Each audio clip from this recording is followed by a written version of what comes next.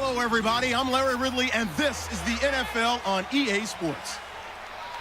Today's game is a matchup of two top receivers from Florida teams. It's Big Mike Evans going up against Allen Robinson. With that, let's send you upstate to Everbank Field in Jacksonville. We're standing by our two men who will call the action. That's Brandon Godden and Charles Davis. Larry, the fans in teal and black are ready to lock down the bank as you get a look inside Everbank Field in Jacksonville, Florida. Straight ahead, we've got a good one on tap here between the Tampa Bay Buccaneers and the Jacksonville Jaguars. And hi again, everybody. Alongside Charles Davis, I'm Brandon Gaudin. And, Charles, you take a look at our matchup here. You've got to believe that this is a game that might be won in the trenches. Oh, without question. This is big person on big person, big unit against big unit. Meat on meat. Oh, you got it all. Pick your cliche, but we know this. The ground's going to shake, things are going to rumble, and they're going to have an impact on today's game.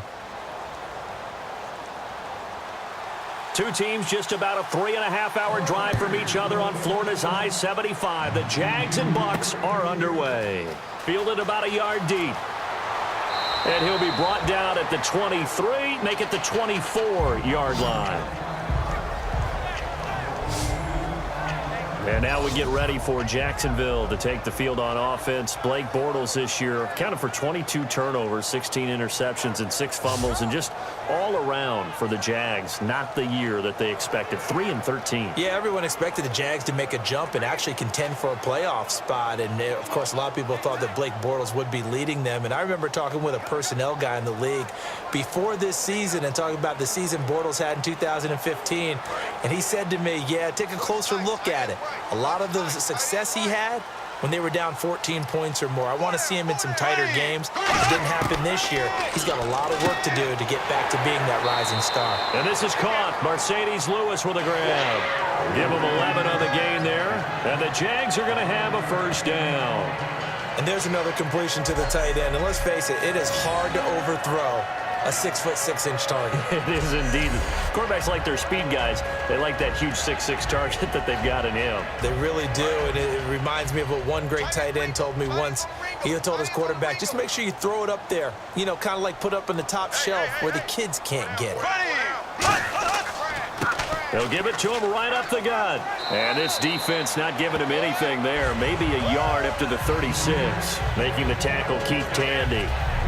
And the box that's highlighted is for Hearns on this offense. Do you have your track shoes available? Because Allen Hearns is a guy that gets you on your horse if you're trying to defend him. He can take anyone deep and win on any route.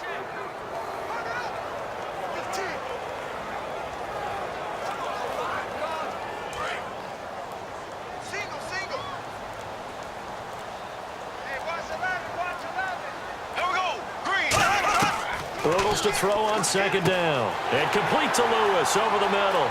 The 30. And all the way down to the 22-yard line. A big third down play there for the Jags. 41 yards. When the big guy rumbles down the center of the field and he gains leverage on a guy trying to cover him, it is really, really tough for the defender to get through him to make a play on the football. That's why guys love to throw that route. Down the middle, throw it deep, and let the big guy go get it. So here we go, 1st and 10 now. Check. 4 down. Right. Green, 90. Green, 90. Here's the option going right. And he's going to lose yards. They take him down at the 26. That's going to go as a loss of 4, and it'll be 2nd down. And on this play, the read for the quarterback was the defensive end, and he was totally focused on the quarterback. He should have given it off inside to the running back. Instead, he kept it and ended up taking a loss on the play.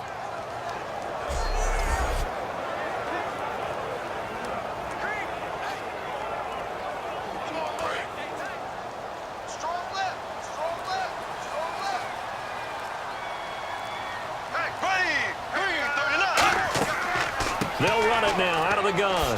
They juked him. And able to break one tackle, but then quickly brought down. But a nice little gain. He'll wind up getting 11 on that one. And they're going to face a 3rd down. It seemed like the situation was 2nd and a mile to go for a first down, which screams what? Throw the football. You got to pass in order to try and pick up that kind of yardage. But in this case, they ran a tendency breaker because the tendency is for defenses to be out there and be set up for a pass. So you break tendency and actually run the football. That changes everything because if you're able to find a crease, you often have bigger guys working against smaller guys downfield. They picked up excellent yardage there to bring up a 3rd down. Play action. Now it's Bortles. And that's complete to Lewis. And he won't have the touchdown, but he will have the first down as he's tackled at the 2. All right, I'm doing my rudimentary math here. That's his 3rd catch here in the first quarter. I don't know if it's just game plan or he's just finding his way open. And maybe a little of both.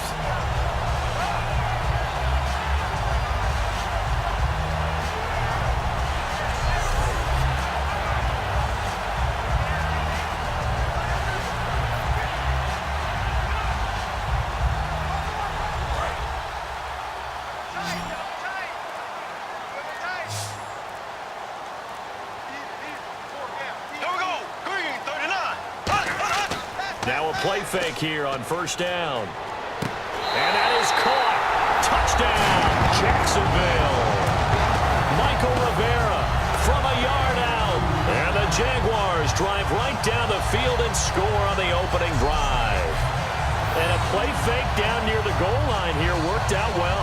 Anytime you can make them think that you're going to run the ball and go to that play action pass, you see the end result, usually a touchdown. Is that harder? Is the play fake harder to defend for the defense near the goal line or no? Because there's not as much room to work with? It is harder because down near the goal line, you're thinking much more of a running play, especially if people run out big formations. So it is harder to defend. And he'll bang that one through. So that drives 7 plays in length. And it culminates in a Jags touchdown.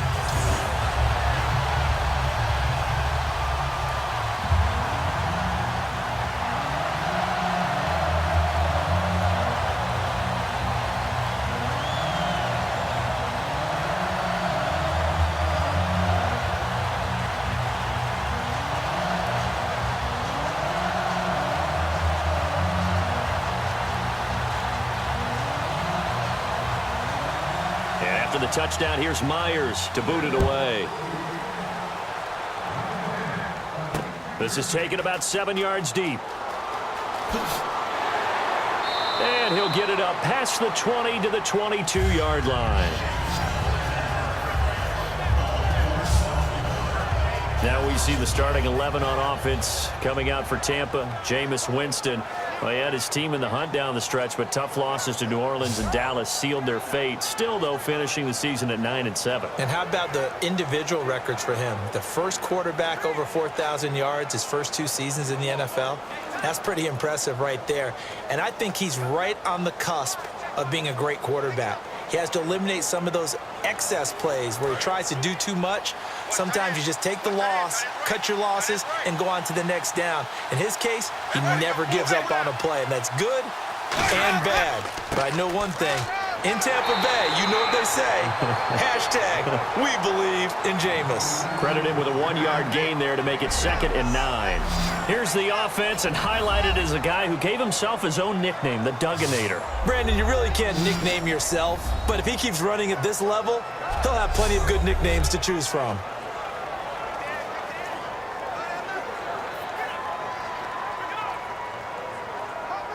So what will they do? On the ground, through the air, let's see. 2nd and 9.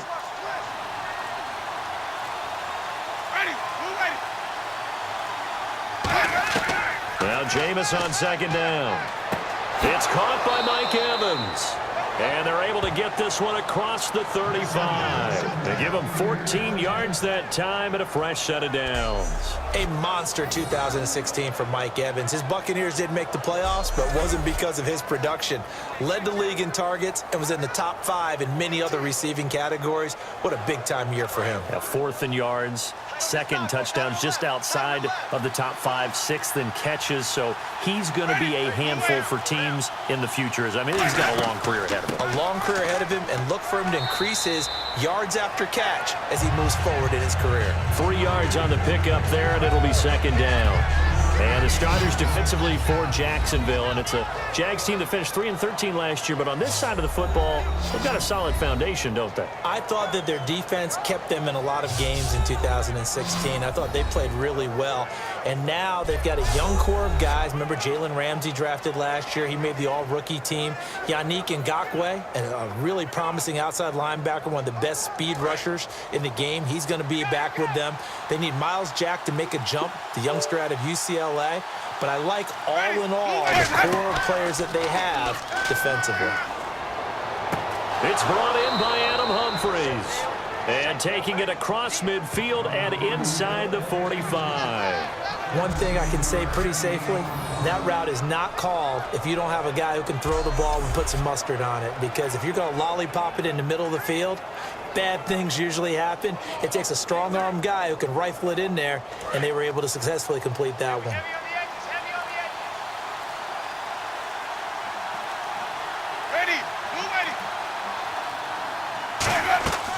First out, here's the run with Martin. And he'll lose yardage on the play back at the 45-yard line. That's going to go as a loss of a yard, and it'll be second down.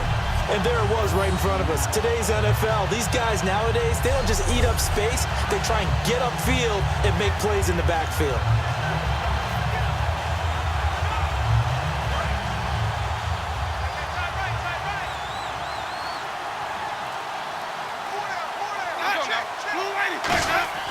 Now a second down throw for Winston. Looking for his running back, and he's got it.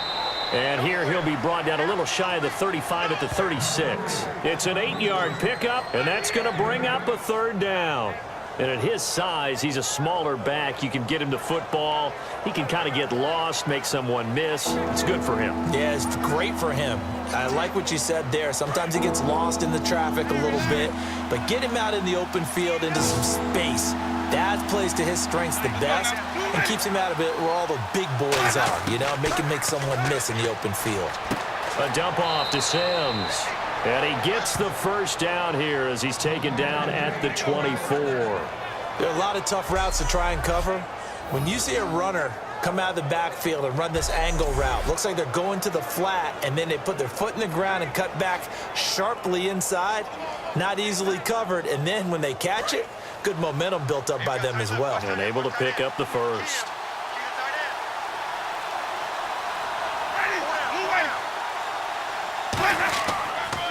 And a first carry here for Charles Sims. He had a quick little spin move, but the door shut fast as he's dropped. A gain of 3, second down. We always like to talk about defense in terms of levels. First level defensive line, second level linebackers, third level defensive backs.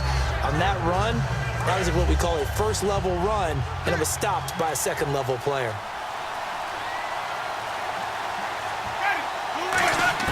Second down, Winston.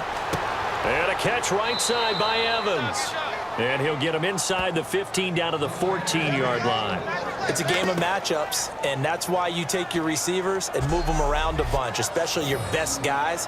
And when they work out of the slot, you often hear the coaches talk about how great it is because it gives you a two-way go. You can break out or you can break in. That makes it hard to defend.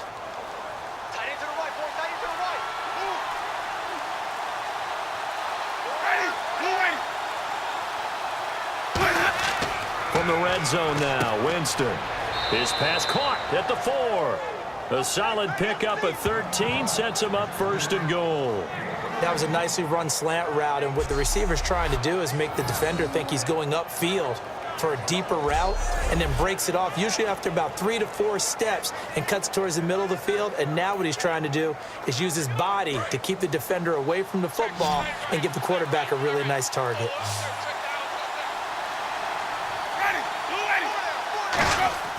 Jameis to throw it. And that is, I think he caught it. He did, but they'll say out of bounds. It'll be incomplete. Holding offense. So oftentimes you see defensive holding. Here it's offensive holding for the flag.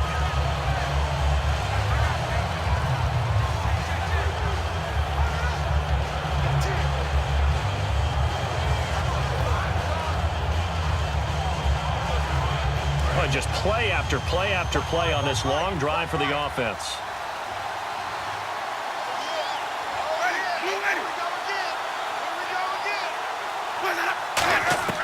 Working out of the gun, Winston. And he'll be hit as he releases it, and that'll fall incomplete. It's a tried and true formula, and I don't think it'll change for as long as we play football. If someone's trying to throw the ball and you can put pressure on them and make it tough, that's only going to help your defense. Yeah, he's since being hurried. He got rid of it before taking the hit, but incomplete.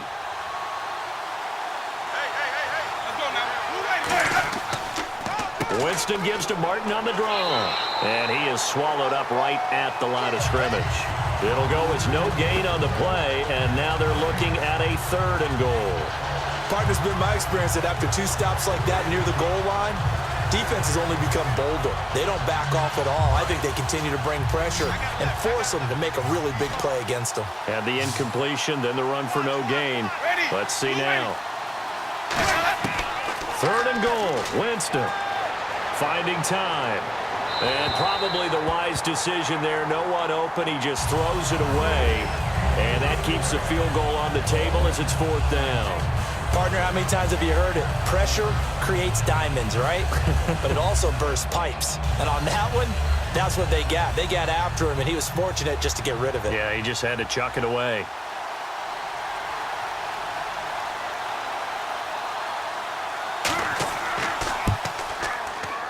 And his kick is right there. It's good. And they are on the board, but still trailing. It's 7-3. So they get the field goal, but partner, that was a 14-play drive to get the 3. Normally, when you hold the ball that long, run that many plays, you end up in the end zone. There's a breakdown on the defense. Something happens. In this case, that didn't. But really good ball control by the offense. They're hoping that they can wear them down if they keep having drives like that.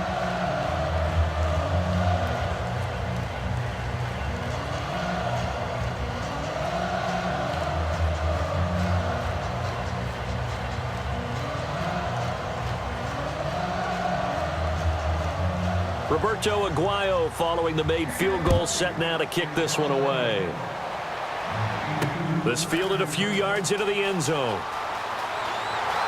And a nice return sets him up pretty good here at the 30-yard line.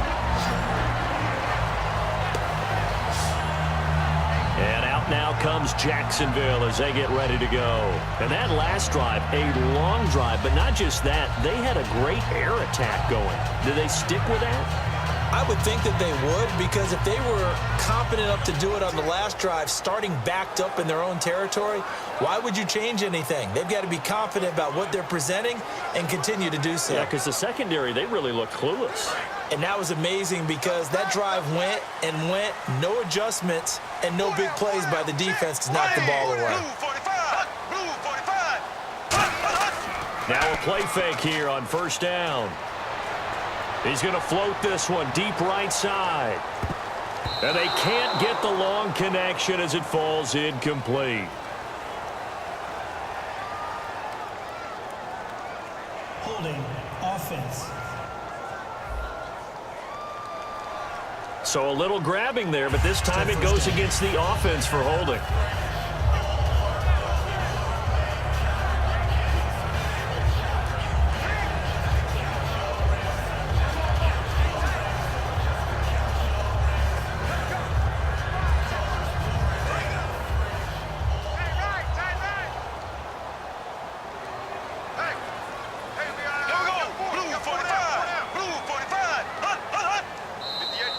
And now whistles and a flag, and I think we got a jump here. Encroachment defense.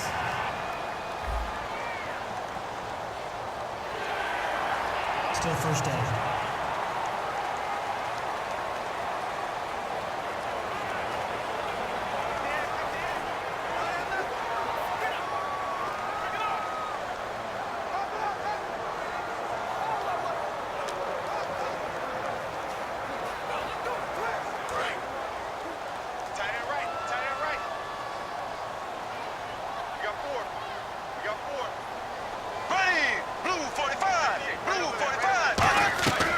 They'll run it now out of the gun.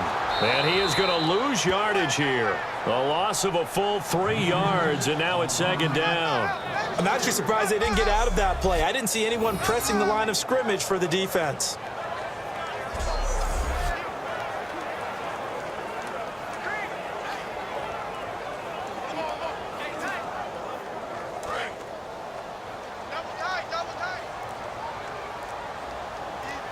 They'll come out in the pistol. And to give this time to the tailback. And he stopped immediately there. And they only get a yard back there. They'll be left with a 3rd down and long. On the defensive side of the football for the Bucs, here's the lineup. You know, you look at last year, 2016, 23 points a game, right in the middle of the league, but improved, I think. How do they look going forward? Well, they did improve, and they improved throughout the second half of the year. They focused on communication. They cut down some of the stuff they were doing defensively, made it simpler, and they played a lot faster. And look, Gerald McCoy is a terrific player on the defensive line. You got linebackers that can run in Levante David and Quan Alexander. And I thought that Keith Tandy really emerged as a safety for them down the stretch and made some big-time plays. He's got time in the pocket. It's caught on the right side by Robinson. Just a 5-yard pickup, and it leads to 4th down. Look, the raw numbers of everything doesn't always tell the tale. Allen Robinson caught 80 passes in 2015, 73 in 2016. But the yardage was a big difference, about 500 yards off. Yards per catch way down. 1,400 last year, and the season that just finished 883. It's interesting how that worked out. Explosive plays, always the goal of the NFL. Not enough of them for Allen Robinson in 2016. Fair catch signaled for and taken just shy of the 30-yard line. It'll be a 39-yard punt, no return, and the Bucs will get ready to go on offense. Here's the Jaguars defense as they get ready to set up shop.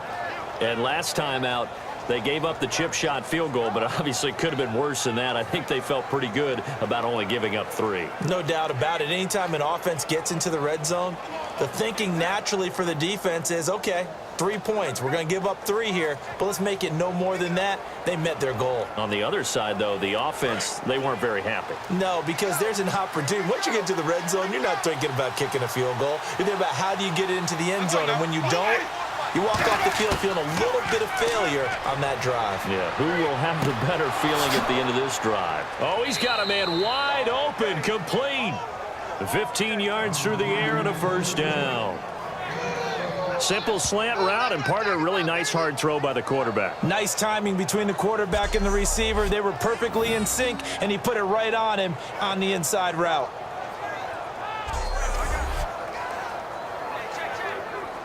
Offense comes to the line now, 1st and 10.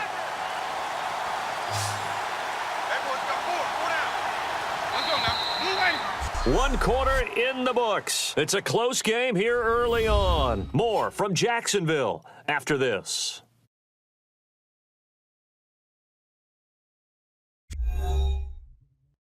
This presentation of the NFL on EA Sports is brought to you by Snickers. You're off your game when you're hungry. Snickers satisfies.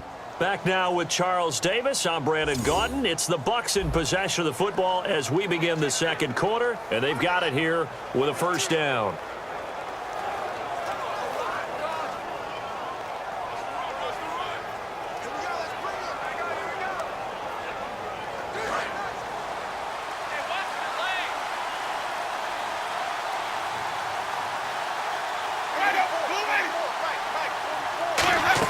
They'll run it now out of the gun. And he is going to lose yardage here. A loss of a full 3 yards, and now it's 2nd down. But good luck there as a ball carrier. You get handed that football, look up, oh, there's a big D tackle ready to swallow you whole for a loss. Yeah, you kind of count on your guys to give you at least a little bit of time, a little bit of space to try and maneuver, but not on that one. And when you have a defensive tackle who is that strong, that agile, he's a lot to deal with. Sometimes you have to double him, and sometimes you're not able to block him no matter who's trying. Again, it's Martin. And he is met at the line of scrimmage, and he goes down right there. Just a yard there, so it brings up a tough 3rd and 12. I do know from experience that when you slow down someone's running game, You're now doing the dictating on defense, and guess what? Now you're getting ready to tee off on their quarterback because they have to throw it all the time. But you still have to be alert for the draws and other plays of that nature to make sure you don't get hurt. On third down, Winston. It's caught. Humphreys. They stop him for only 3 that time, and that'll bring up fourth down. One hallmark of good defenses is understanding the game, understanding positioning, and tackling immediately in the secondary after catches. I think we just saw that on display right there. Got to him before he ever had a chance to think about turning it upfield. Now here's a former third-round pick of Jacksonville, the former Jag Brian Anger on to punt it away.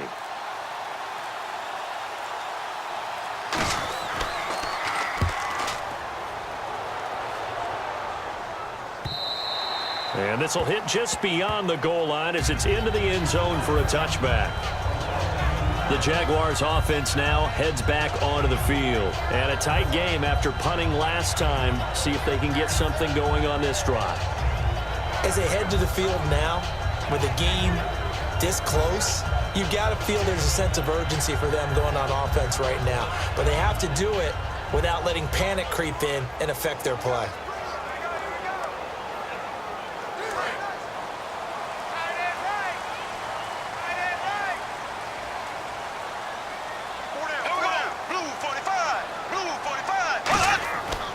They'll give it to him right up the gut. And an alley to run. And he'll get this up to the 34-yard line. A good gain of 14 there, and it moves the chains. He's quite an eyeful, isn't he? Big, strong, physical guy. When he came out of school, and when I looked at my draft board, I went back through my notes to see how I had him rated. The number 2 back on my board coming out of college. Why? As I mentioned, big, strong, powerful guy, faster than you would think, and has the ability to catch the football out of the backfield, something that we didn't know he truly possessed. We saw that in the offseason workouts. Now he's putting his running ability to good use in the NFL. And he'll lose yardage. Brought down at the 32. That's going to go as a loss of 2, and it'll be second down. Well, we just saw the recipe for success right there. Big body, strong, agile, playing with great leverage in hands. Not really able to be blocked on that play. Close things down inside. It's already 2nd and 12. The defense hoping to push them back more.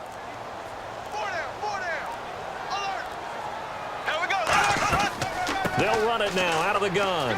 And he'll work this one up to about the 38. So they get half of what they needed. It'll be 3rd and 6 upcoming.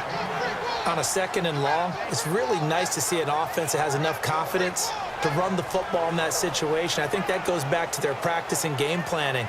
They've seen things that they've seen on tape and in previous games that led them to believe that even in a long-distance situation, they can still run the football and gain enough yardage to put themselves in a good spot on 3rd down.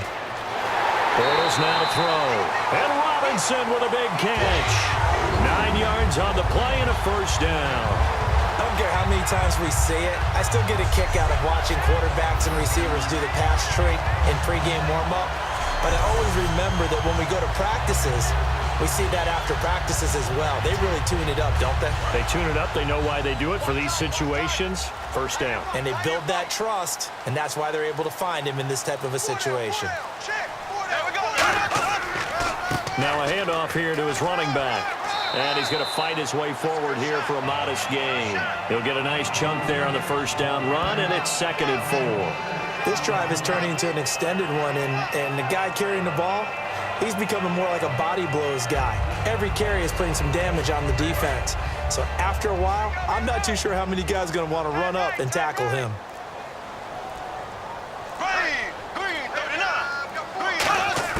Now Bortles throwing on 2nd down. Looking and finding Allen Hurns. And he's brought down. They pick up 12 on the play there, and they move the chains. And those first downs do add up. The offense keeps the ball moving downfield and keeps their defense on the bench, giving them a chance to rest.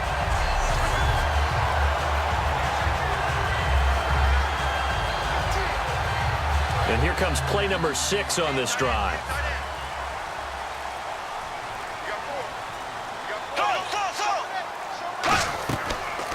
They'll run the option left. Stepping up, he's going to keep it. And not much running room. Down to the 32. Personal foul. Face mask. Defense. And the dreaded face mask penalty, that's going to cost him 15 yards. And it's such a dangerous play. Body going one way, and then your head gets yanked back the other. 15 yards is the right call.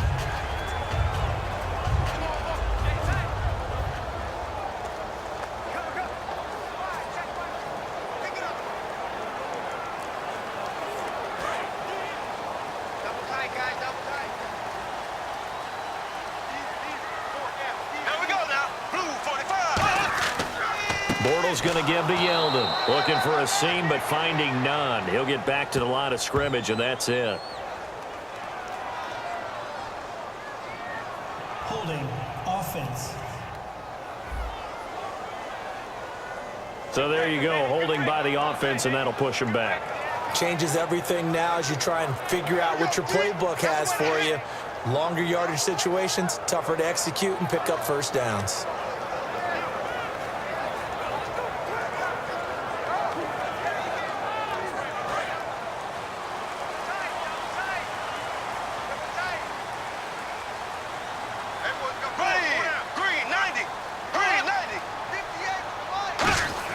Now Bortles.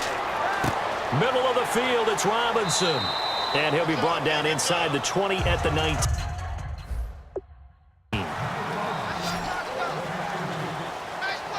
And that's one of his advantages of a passer, is it not? With his height, setting back there in the pocket, firing it over the middle, he can really see everything clearly.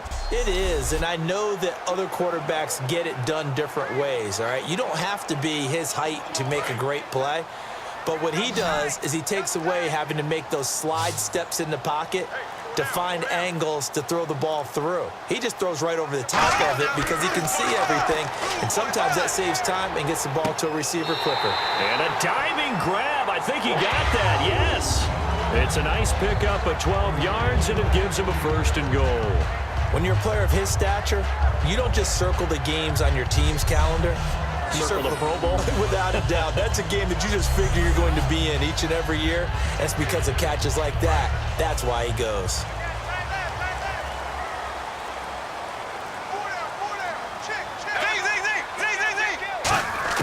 Now Bortles again. Looking for Green, and it's intercepted. Picked off by Jude Barema. And a big turnover there as his guys will get the football back. Brandon, this is why golfers do their best to never count a score in their head before the ball goes in the cup. This looked like a slam dunk for points on this drive, didn't it? Instead, they're throwing interception, and they're going to come away empty. Here's the Jags defense now as they head back out there. They have a little something to build off of from last time with a 3-and-out. And what they have to build off of? Great confidence right now. Being able to stuff someone on a 3-and-out. You feel like you're in control now. You're doing the dictating. They want to see if that can continue as this game progresses. Will it continue? We'll see.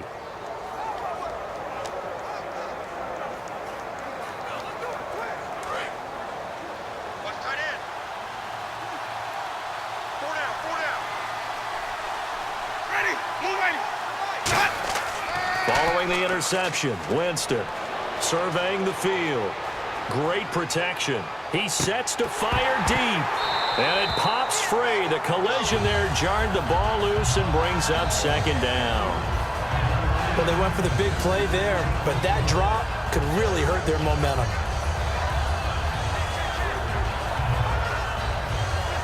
Second down following the incompletion.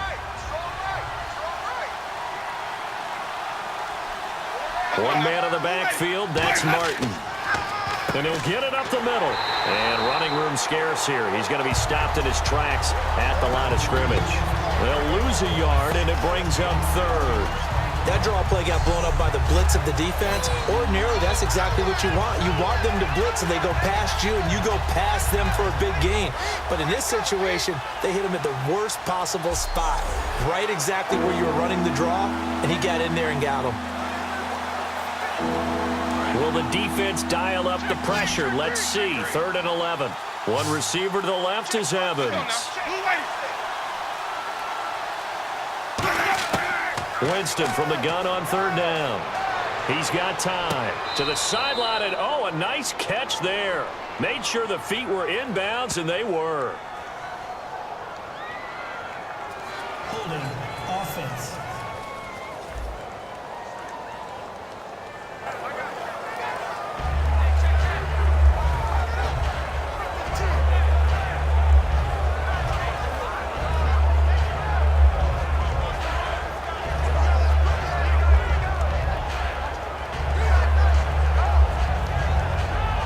Here's Brian Anger now, standing right on his own 5-yard line.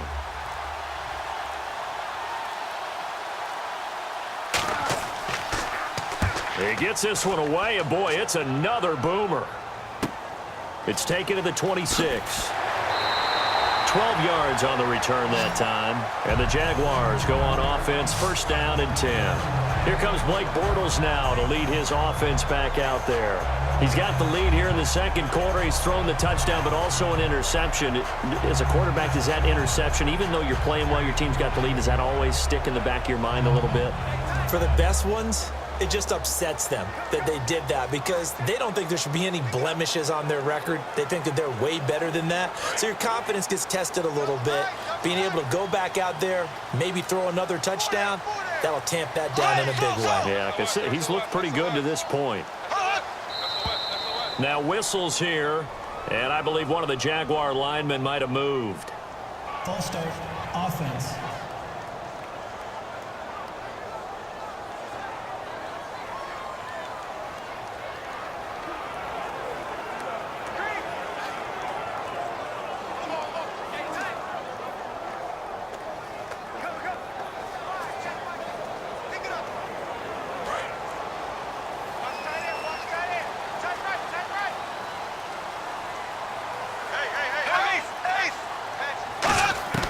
Shotgun now for Bortles.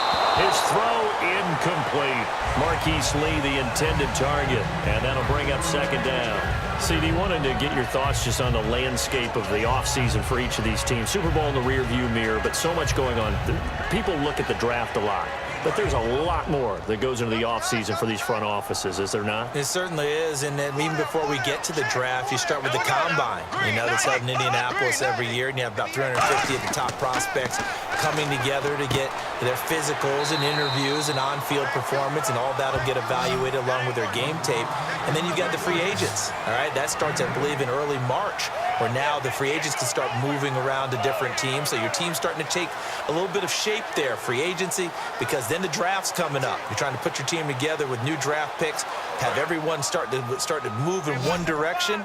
And then you have the OTAs and minicamps. We get to see them on the field for the first time. And we start to get a better idea of how these teams are going to look when the fall begins.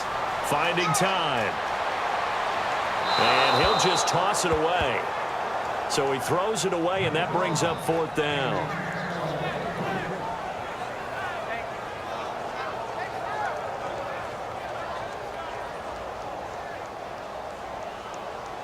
Here's Brad Nordman now, as he'll kick it away for the second time.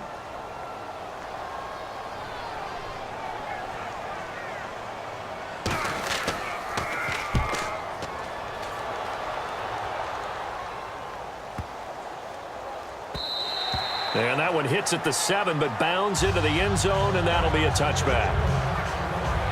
So the ball switches back over to Tampa Bay, and as they get set in place on offense, Charles, talk about the running game and the O-line, where they stack up going in next year, because Doug Martin was only active for 8 games this last season. Rushing total dropped down to 400 yards, basically. Yeah, they were fortunate they picked up Jaquiz Rogers during the year, and he gave them some nice games throughout, but I start with the offensive line. They've got some good building blocks. Left tackle Donovan Smith, guard Ali Marpet.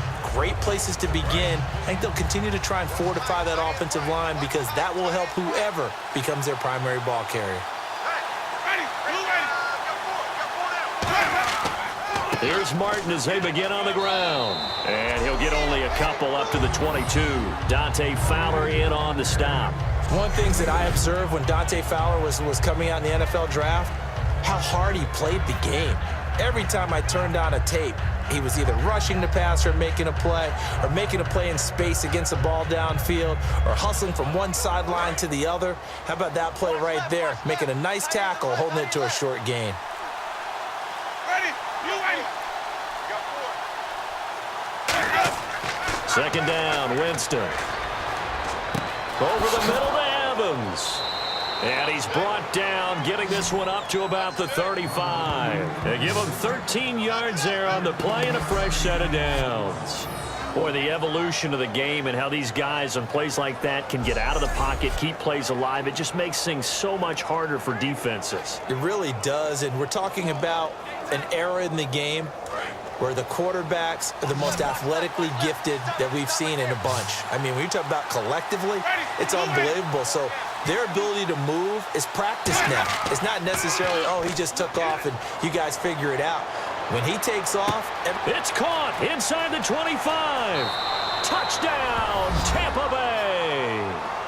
Deshaun Jackson, 65 yards. And the Bucs have taken the lead.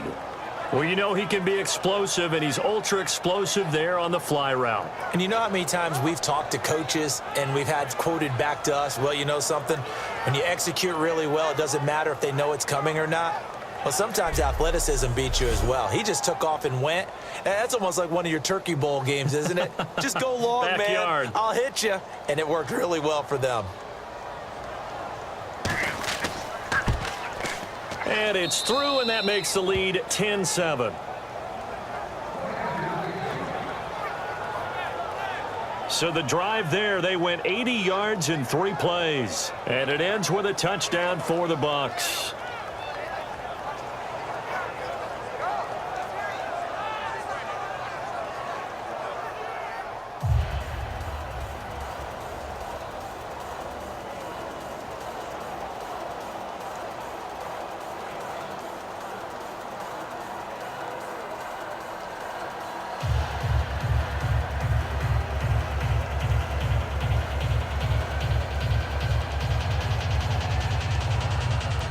After the touchdown, Aguayo now ready for the kickoff. This fielded a few yards into the end zone. And he'll make it across the 20 as his guys will set up shop at the 23-yard line. And out now comes Jacksonville as they get ready to go. And they're coming off a 3-and-out, my friend. I think they've got to look at that play sheet and go to a spot that they haven't gone before. Time to shake things up a little bit to try and get this offense moving. Okay, so how do you do that? How do you shake things up? You look at what you've called before, realize it hasn't worked Go to so something well, else. and maybe you try and find one of those special plays from one of your better players, and maybe try and hit something big and get things going in the excitement area. Hey, got three. Here we go. Blue 45. On first down, Bortles. And complete to Lewis over the middle. A good pickup there. 8 yards on the first down completion. I know the halftime's approaching, but I don't think he's going to want to take a break. That's his 5th catch. Yeah, they've really been targeting the tight end.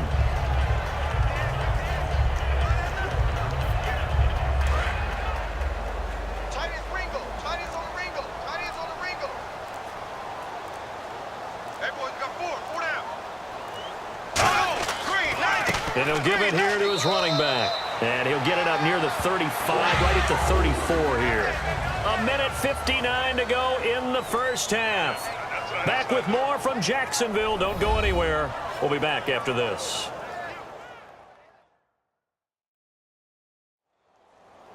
Coming up at halftime in a little less than 2 minutes, we'll send you to Orlando where Larry Ridley is standing by. He'll have highlights and analysis of this first half. Tight end left. Hey, 4 down. Go. Ace. Check. On first and 10, here's Bortles. Completes it left side to the tight end Lewis. Give him 9 there on the first down completion. And now it looks like they're going to be in the hurry-up. Now Bortles throwing on second down. Caught right side. It's Lewis. And he's brought down. He got 18 yards out of that one, and it gets him a new set of downs. So in the second quarter, he's already up over 100 yards receiving now. And isn't 100 the magic number for a really good game for a receiver? So he got a chance to really shatter that and have a profound effect on this game. And the offense lining up 1st and 10. Watch that end. Tight end's right. Tight end's right. Go. Green, 39. Green, 39. Bortles now on 1st down. And he's got his favorite target yet again. It's complete. 5 yards on the catch there. Brings up 2nd down. When you execute a drag or a crossing route, really. Now whistles come in. We're going to get a timeout here by the offense. It's just their first, so they'll have 2 remaining here before we get to halftime.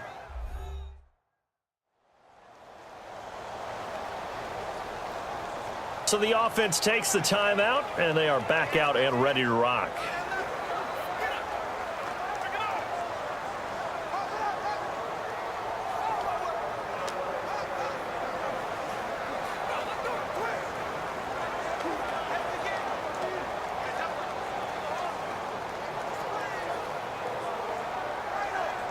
Second and 5. Tight end to the right, boy. Tight end to the right.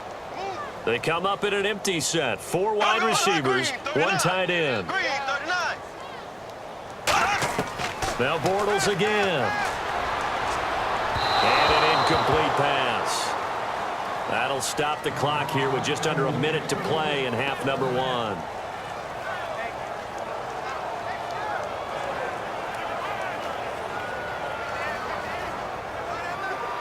And here comes play number 6 on this drive.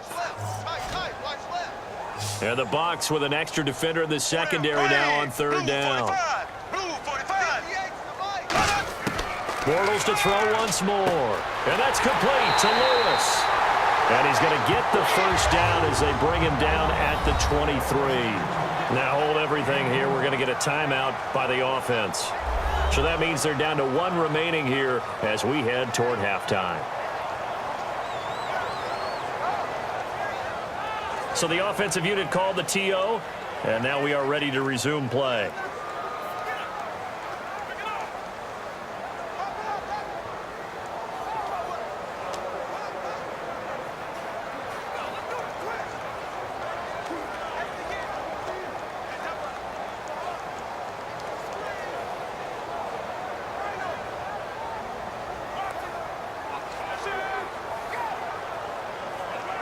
So the offense has it 1st and 10. 89. Watch 89. Single. Blue 45. Blue 45. Throwing on 1st down is Bortles. He rifles one that's intercepted. Picked up by Levante David. And he is going to get this one back to the 20-yard line. That's sort of a second quarter to forget for him. Now 2 picks in this frame. Almost as if the first one that he threw, he couldn't shake, couldn't get it out of his head. He ends up throwing a second one as a result. Compounds the mistake a little bit. Yeah, you got to be able to forget, compartmentalize, whatever you want to call it, and move on. He hasn't been able to do so here in the second. A look at Jameis Winston now as he gears up to lead this offense again. He's played a pretty clean first half, a touchdown, no interceptions. Frankly, that's what they expect out of him. They want to see the ball thrown and thrown well, and he's able to do that and put it in the end zone. They'd love to see more of that before this game finishes. But right now, he's got his team in a good spot. A good spot, maybe looking for touchdown pass number 2 here in the second quarter.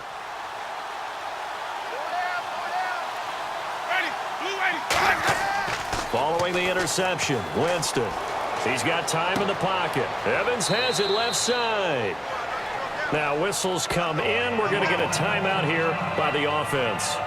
It's just their first, so they'll have 2 remaining here before we get to halftime.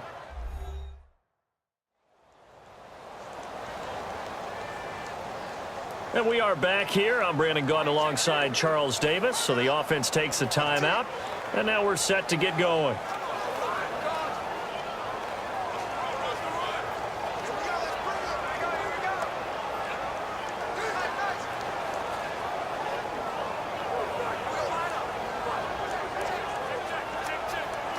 Completed pass play. Now let's see if they go back to the air or to the ground.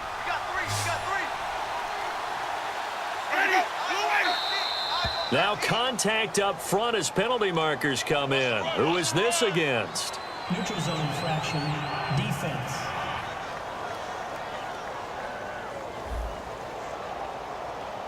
So you heard the word. This is a neutral zone infraction. Yeah, the defender wanted to try and get back after he had jumped, unable to do so. And we're back. The offense had a chance to talk things over. We'll see what they come up with here on this next play.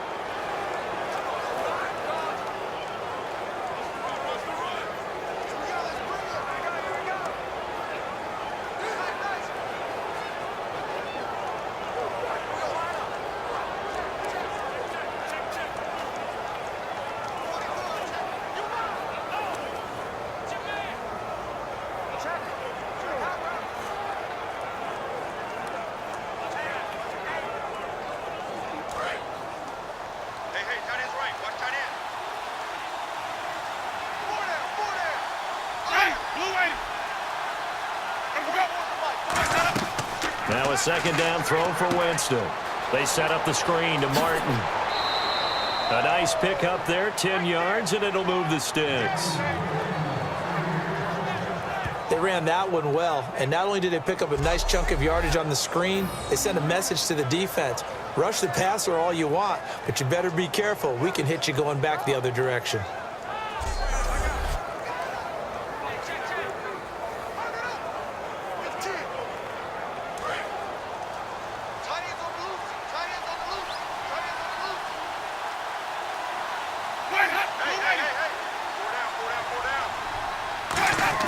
A first down throw for Winston. Surveying the field. And no escaping this time as he'll go down. They got him for a sack. Avery Jones. He's the one that got to him. He takes him down for a loss of 9. And on that one, the protection just broke down. You've got to have that leverage, don't you? We always talk about low man wins in the running game for an offensive lineman versus a defensive lineman. It's essentially the same thing in pass protection. Get lower than that defensive lineman so that you can keep your balance and keep him away from your guy trying to throw the football.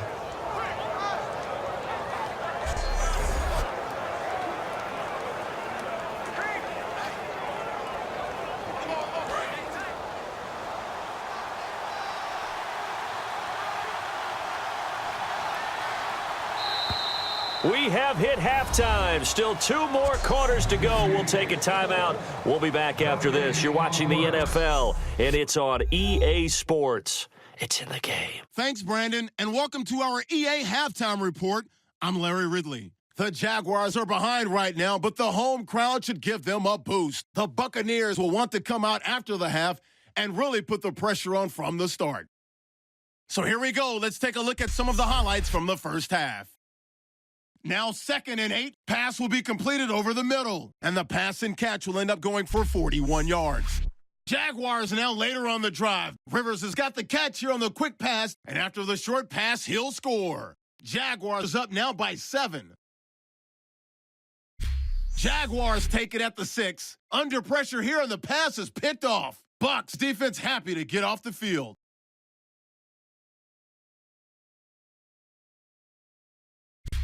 Now to late in the second. Winston's got the completion here, and this 2-play drive goes for a touchdown. That puts them up by a field goal. Still a little time left on the clock. Lewis is wide open here on the catch, and he'll end up picking up 18 yards on the play. The offense would head off after throwing the interception. So that's it for us at the EA Sports Studio. We'll go back now to Everbank Field for the start of the second half.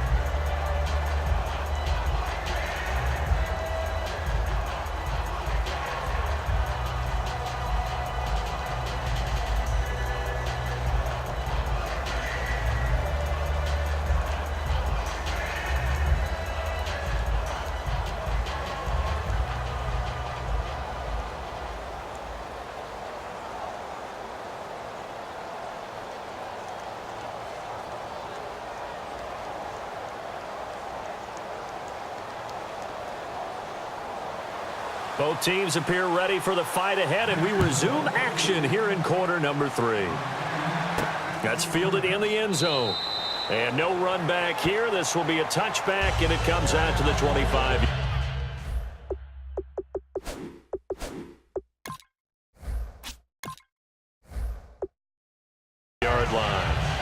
come the Buccaneers. They'll have it first to start in the third quarter. They have the lead. Now they'll be looking for some separation here as we begin the third quarter. I like the way you term that because now I think they go a little bit deeper into the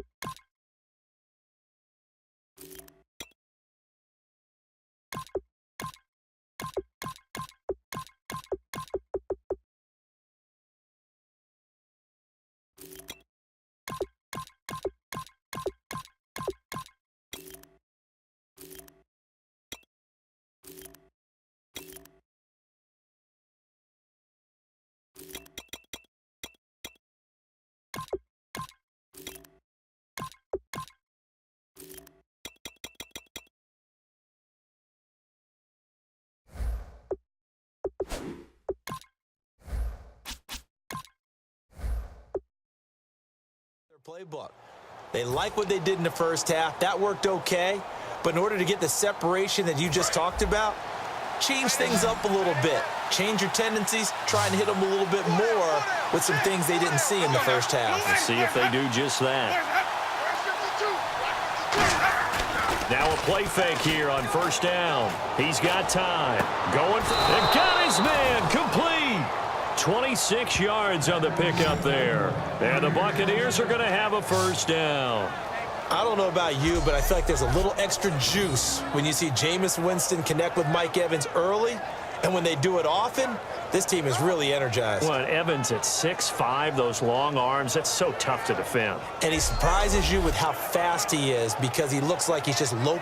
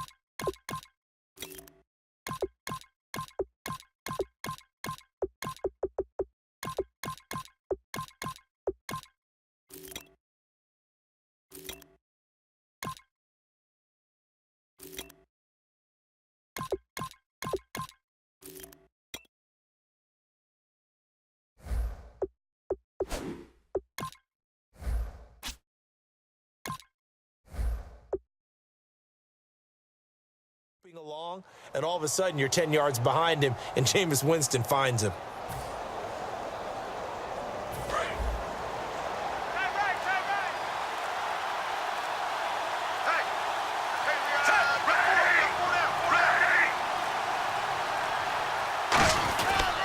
The first carry here for Jaquez Rodgers.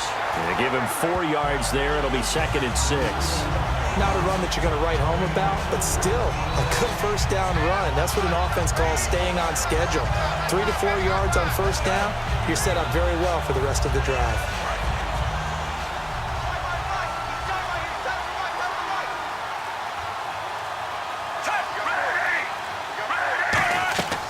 Another carry now for Rodgers. And the stop here will come at the 38-yard line. It's a pickup of 6 and good enough to move the chains. And that's a nice pickup of a first down on that second down run. And at that yardage gained, they can run that play on any down.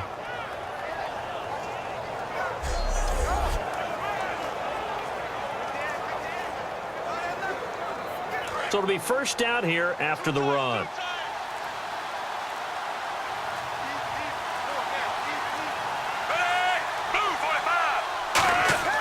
Now it's the backup Fitzpatrick. Finding time. Still back there. He's going to loft one deep left side here. Oh, and a bad throw there. It's intercepted. A great read, and it's picked off. And a big turnover there as his guys will get the football back. First possession of the third quarter, an interception, so maybe a second-half tone setter. Indeed, and not the tone they wanted to set. That's the equivalent of running out the wrong door and running into your pool instead of running out onto the field. A real dud for that one. Has that happened to you before? No, but I've heard stories about teams actually doing that back in the good old days.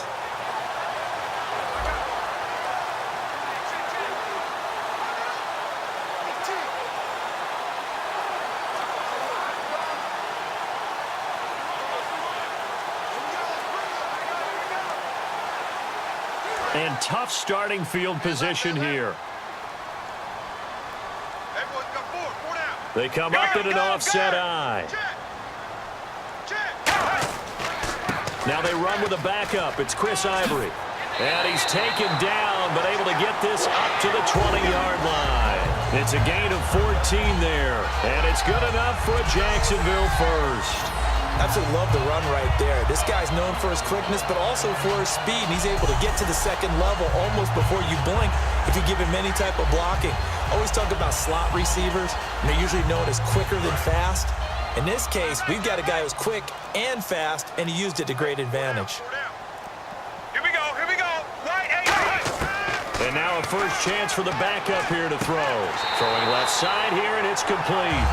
11 yards on the pickup, and that'll be good for a Jacksonville first down. Well, coaches always talk about finding balance on offense. I don't think you can get much more balance than this. Big-time run, big-time pass. A 1-2 combination. Look pretty good. How about that? Let's see if they can continue to take that kind of a punch, though.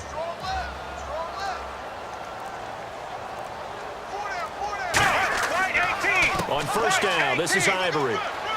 And he'll get this up only to about the 33. Give him a couple on the carry there. 2nd and 8. That's a good play by the guys on the defensive side of the ball. Held him to a gain of 2. And that changes the playbook a little bit now for the guy calling plays. 2nd and 8. Now he's got to probably think about going to the air instead of maybe staying with the ground game. Ready. White 20. White 20. Again, they run. Again, it's Ivory. And he went nowhere. He'll lose yardage back to the 29. He lost 4 there, and it's 3rd down. Brandon, that play ended so fast, it's almost as if the quarterback handed it to the runner, and the tackler was there right away for a loss of yardage.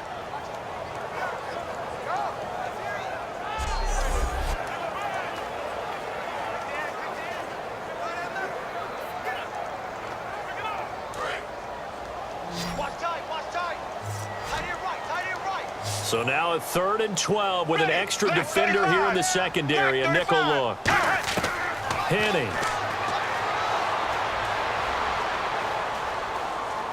Pressure from his right, and he goes down hard, flat on his back.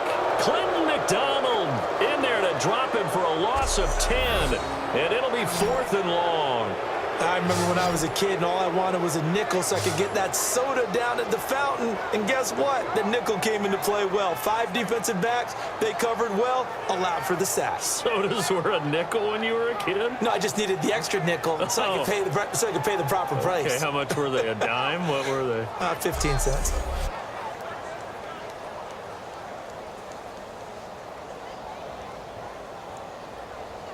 Here's Brad Nortman now as he's on to punt for Jacksonville.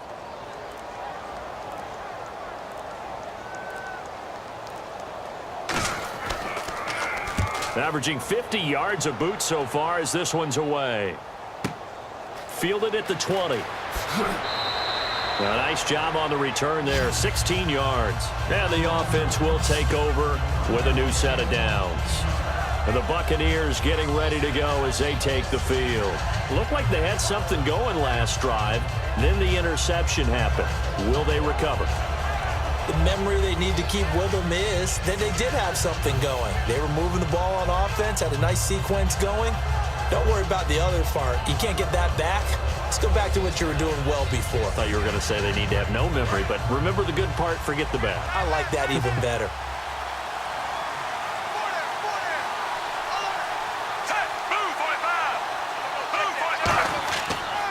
On the ground, Rodgers. Oh, a heck of a move. Man. That one goes for 24 yards.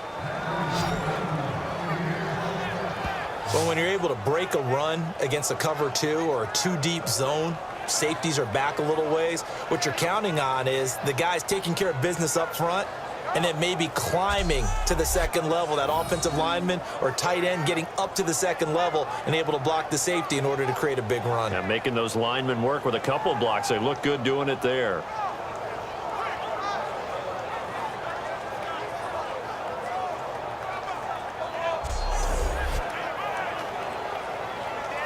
So the run gets them the first, and now they operate with a fresh set of downs. 1 receiver left, 3 to the right. A first down throw for Fitzpatrick. Caught. It's Huff. That throw good for 4. It's second down.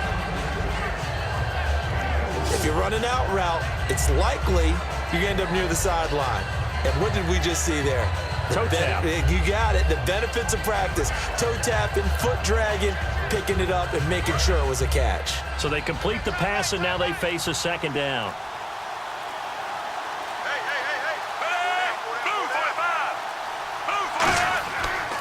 They'll run. It's Rodgers. And tough sledding.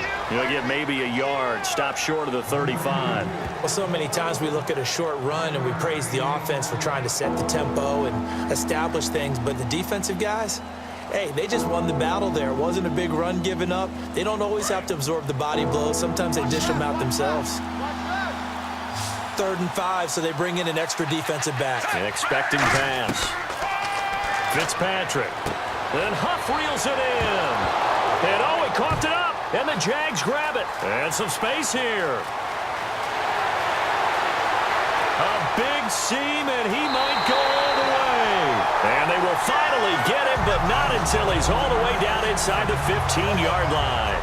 So the turnover forced, and a wonderful job on a big return. And how about the convoy that got created to help him get all the way back upfield? I mean, that's the part that people miss on. That's practice. That's worked on. It doesn't just happen in a game and everyone rallies. They discuss it prior to, and everyone knows their role when they create a turnover like that.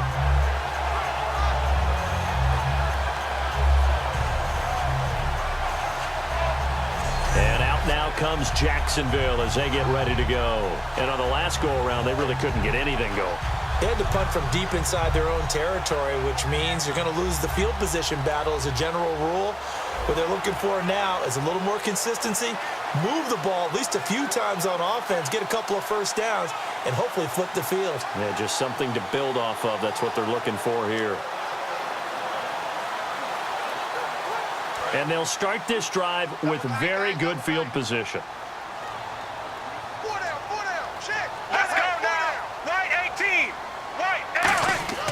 They'll try to get the running game going here with Ivory. And he's going to get about 4 down inside the 10 to the 9. And that's exactly what you want on a first down run. Pick up 5 yards, bring up 2nd and 5.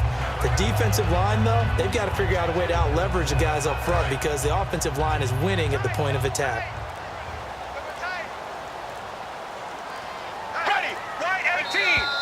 Now flags will come in. I think this one's going to be on the defense for jumping. Neutral zone infraction, defense.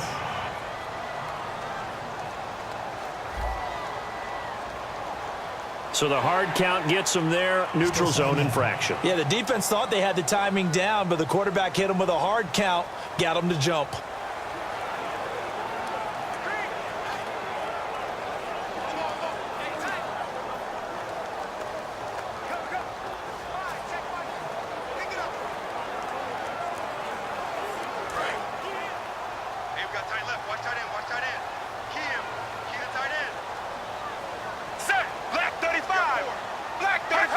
So the false start will back them up 5.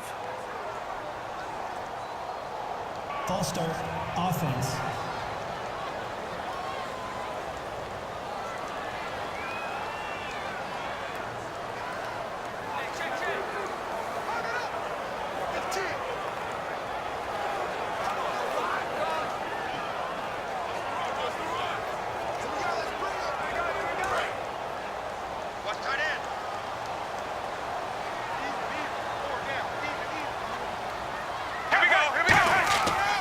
Following the penalty, it's Ivory. And only about a yard there as he takes it from the 9 to the 8.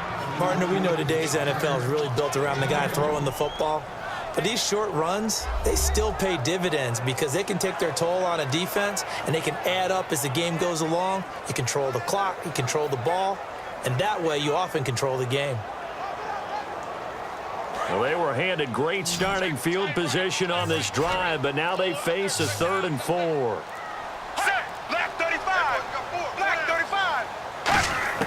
Now Henning. Got his man, it's caught. Touchdown, Jaguars. Aurelius Ben, a 7-yard touchdown grab. And once again, the Jaguars are back out in front. Well, that's about as quick of a passing touchdown as you'll ever see right there. Everyone has a section in their playbook called the quick game. That was a super quick game.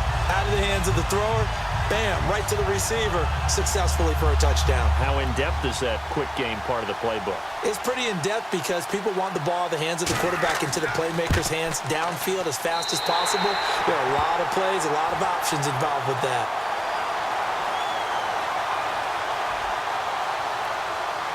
Personal foul, roughing the kicker, defense. Uh-oh, flag comes out here. This is going to be roughing the kicker. When you're going back there on the kick block, you've got to go to the right point. That didn't happen, ran into the kicker. The penalty flag had to come out.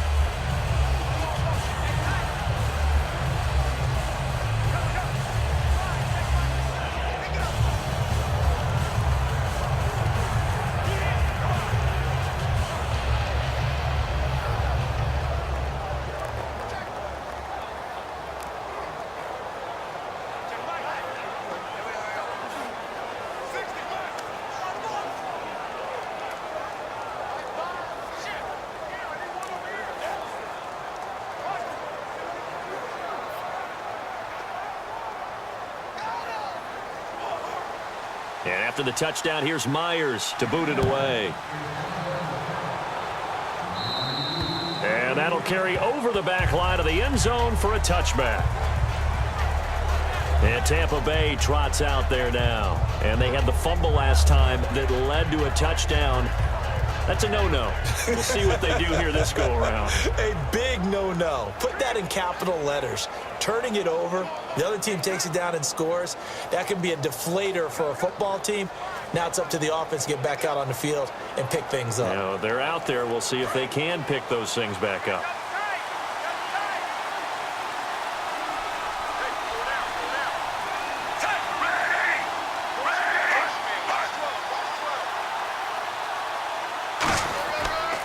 They'll run it here. This is Rodgers.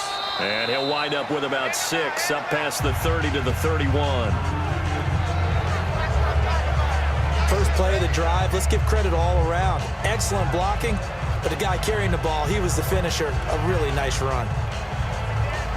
4 yards remaining now on second down. They come out here in the eye. Now Rodgers. And he'll be limited to a short gain up to about the 34-yard line. A 3-yard pickup on 2nd and 4. Now they'll need to convert here on 3rd and a little more than a yard. Well, I think we know by now that every run is not going to be broken and get all the way to the end zone. But these short ones still have their value. You can still set up your play action and throw the football. You control the clock because you have the ball and they don't. And often the physicality sets the tempo for the game. On 3rd and 1, here's Fitzpatrick. Quick hitter here, it's complete. And he's got the first down yardage before he's brought down at the 42. And they're on 3rd and short. They just tried to spread the field. It worked. And I think that the spreading of the field, the extra receivers, has really become the next in the evolutionary chain in the NFL. Go all the way back in that situation, you're handed to the fullback, right? As we evolve, maybe you pitched it to your tailback. Now you spread the field, and you have your choices of where to throw it and complete it for a first down. And to give this time to the tailback. And he'll take this for about 4 up to the 46-yard line. Well, if you're a football guy, that's a pretty run because everyone is in sync right there. Obviously, the guy carrying the ball, but how about the people up front? Leverage, athleticism, they created some nice space for him. 2nd down following the run.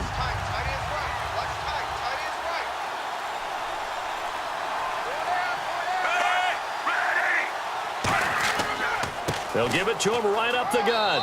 And able to push his way forward here for a good little gain. 5 yards on the pickup, and that is going to set up a 3rd and 1. Frustrating for a defense, energizing for an offense. Finding a way to create that type of yardage in your running game, that'll make the guys carrying the ball very, very happy. 3rd down now following the run.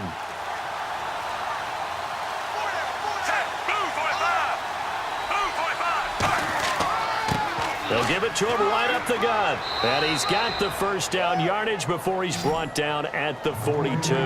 It's a 7-yard gain there, and it's good enough to move the chains. Everyone understood their role on that play. 3rd and 1.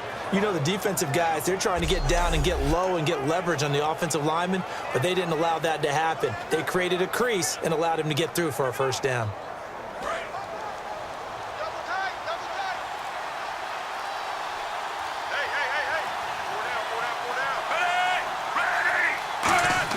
Fitzpatrick now to throw on 1st down. And that's complete to Huff. Give him 9 there on the first down completion. Quarterbacks like throwing the slant route, but they have to be careful about ball placement. They have to put it in a spot that makes sure the receiver has his body in front of the defender.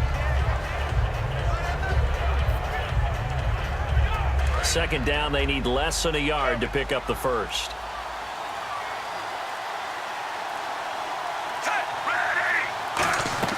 They'll run it now out of the gun. And he'll go down at the 28. 5 yards on the play there as the drive will continue. 2nd and 1 and people want to run the football. This is where every back in the league is supposed to do exactly what we just saw there. Pick up the first down.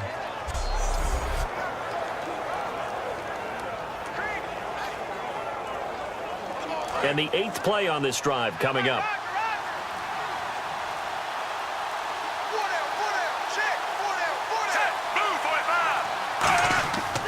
Now a handoff here to his running back. And he's going to bring this one down to right about the 20-yard line. Just what you want on a first down run. Call it 8 yards. And it's 2nd and 2. Some runs are blocked so well, you almost forget that someone has to carry the ball to gain the yardage. The leverage by the offensive line to create space up front, really well done.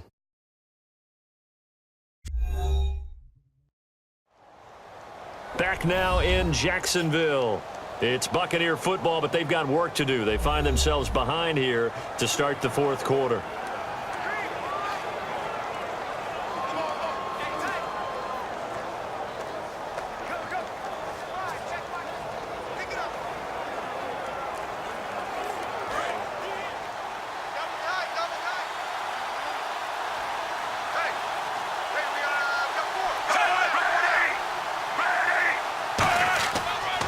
And they'll run it here. And he'll get this down only to the 18. It'll be a gain of 2 on the play, but they'll remain a few inches short here with third down looming.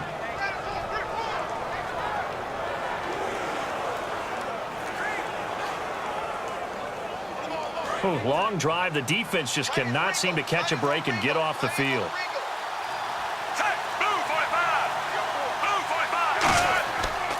They'll give it to him right up the gut. And he picks up the first down yardage as he takes this one down to the 15. Just 4 yards on the pickup, but that's good enough to extend the drive.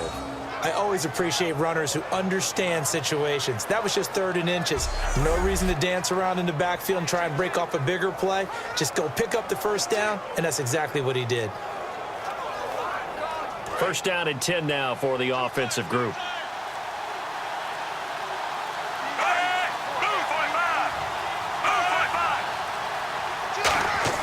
On 1st and 10, Fitzpatrick.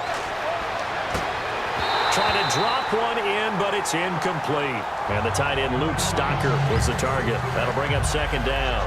After all the preparation, all the practice, a play like that will absolutely break your heart. They had everything they wanted, just unable to complete it. In the end zone, a big-time drop.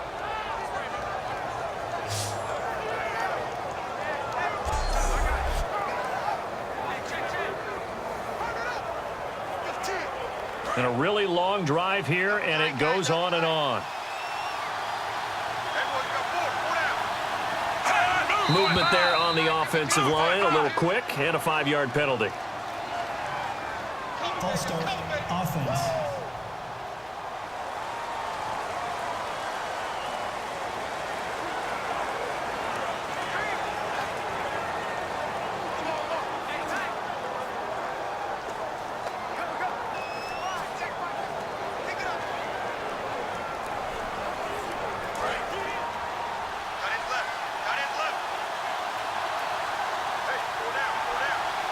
They come out here in the eye. And they'll go ground game here with a tailback. They'll get forward for 3 down to the 16-yard line. Personal foul. Face mask. Defense. Charles, I know it's hard when live bullets are flying, but you cannot keep your hand up around the face mask area. It is absolutely inexcusable nowadays. We talk about target areas all the time. You have to aim lower so that your hand doesn't get involved in the face mask.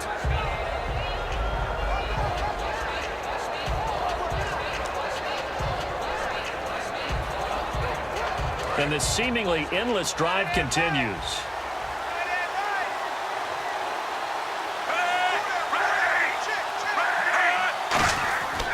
They'll give it to him right up the gut.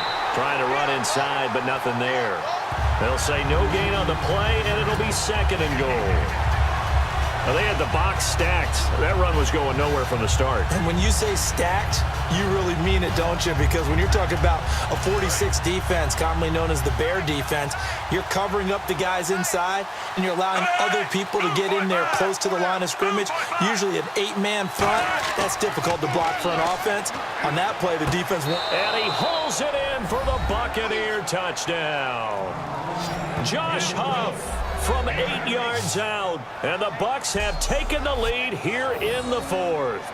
And he's a little bit on the shorter side as a receiver. Maybe sometimes for the defense, tough to find the little guys, right? Yeah, sometimes they get lost in the traffic, but usually what it means is that rather than just winning with height or even speed, they use their quickness to find a way to get open. Well, tall, short, wide, skinny, whatever, there it results in a touchdown. Now an important extra point here to stretch this lead to a field goal. He's got it, and this is indeed up to a 3-point lead. That one was an extended drive, 14 plays all told. And it's all finished off with a touchdown by Tampa Bay.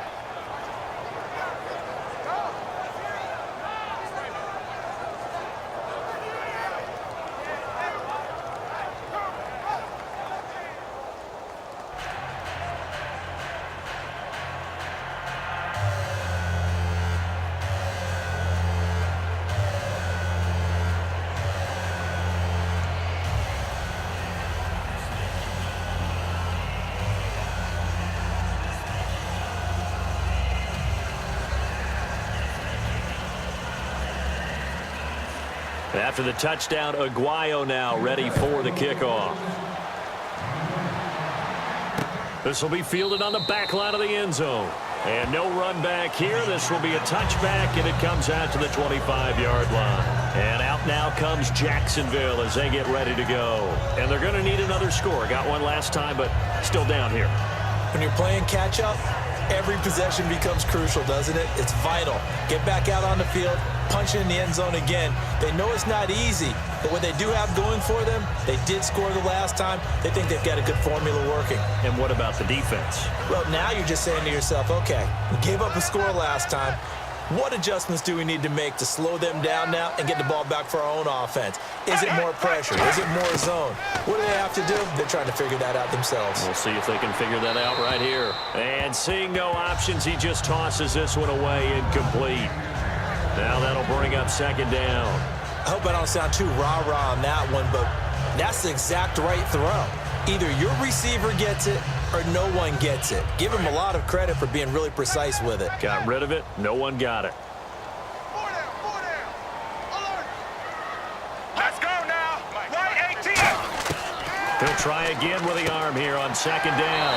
And he comes back with one complete. A nice pickup there of 11 yards, and it'll move the sticks. And there's a completion to the tight end. And look at the size of these players nowadays. At that spot, 6'4", 6'5", and up. A lot of guys used to be basketball players, somehow came back to football. That's really good for the game of football. You get better athleticism, great hand-eye coordination, guys who know how to control their bodies when they run their routes. Ready. Right 20. Right 20. Now a play fake here on first down. And this one is incomplete. But it's not been the best game for him, but he definitely tried to get by with a little help from his friend there, trying to create a big play. Couldn't do it, fell incomplete. But you're right, hasn't been a banner game here in the second half, just trying to get going. Big thing is trying to keep confidence up and continue to fire. Ready. Right 20. Right 20. Henning. To the sideline, and oh, a nice catch there. Made sure the feet were inbounds, and they were.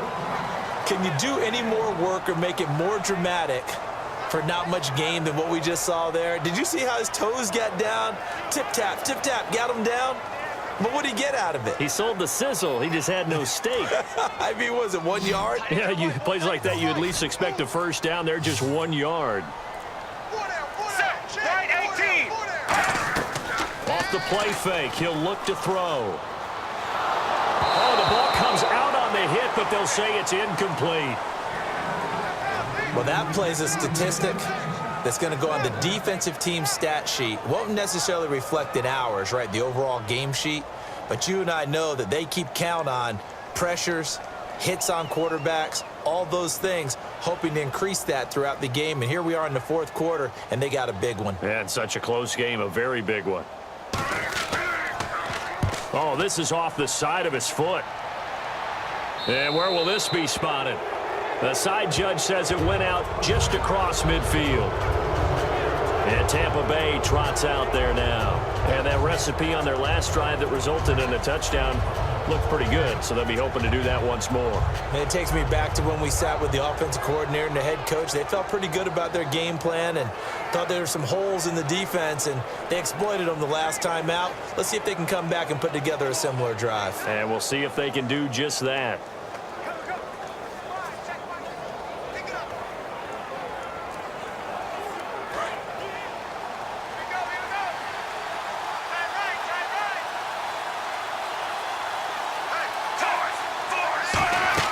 They go play action here on first down. Looking middle, and it's incomplete. The tight end, Cameron Brate, was the target. And that'll bring up second down.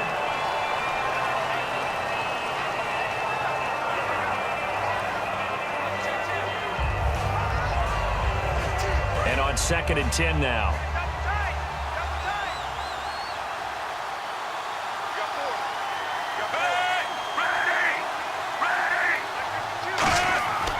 They'll give it to him right up the gut. Give him 4 on the ground there. They're now left with 3rd and 6. The The fourth quarter here, they've got the lead. They want to keep it on the ground. That's what they're doing. Smart football. Keep the clock grinding, keep it going. But you got to figure now, they're going to see more people stacked up at the line of scrimmage as they try and bleed it out. And the Jags have 5 in the secondary here on third down. Back to the ground. This time it's Martin. And he'll get this into enemy territory, but not by much as he's down to the 48. 2 yards on the pickup there. It's fourth down. But this was just simply excellent defense. On this third down, they had to be alert for the possibility of a pass, but that didn't stop them at all from understanding what was going on when they decided to run the football, and they just swarmed and stuffed them for almost no gain. Here's Brian Anger now as he's on to punt for Tampa Bay.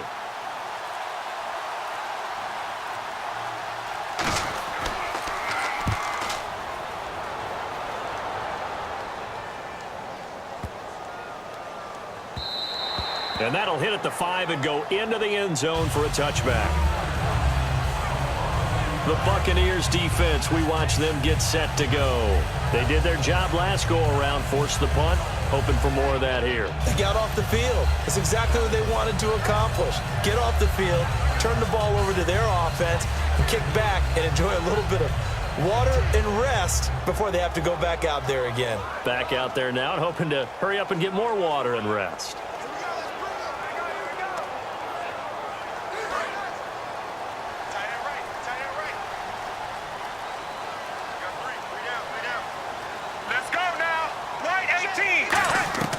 They'll try and start this drive in the air.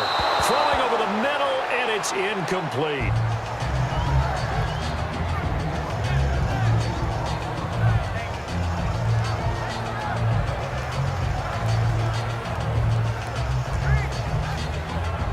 Unable to connect on the first down pass play.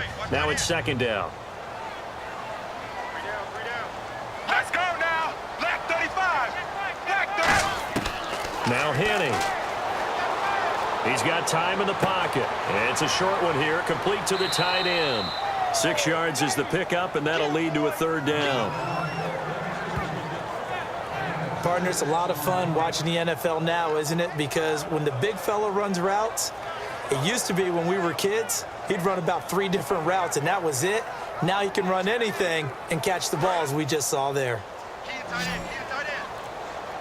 An extra defensive back in the game now here for third and 4. Right 20. From the shotgun, he'll look to throw. Toward the sideline. Did he keep the feet in? Yes, he got them both down, says the side judge. And that's good enough for a first down. And that's how you pick up a first down. Not only does he make the catch, but has enough body control to get his feet down inbounds, toe tapping, and dragging to make sure he gets it done.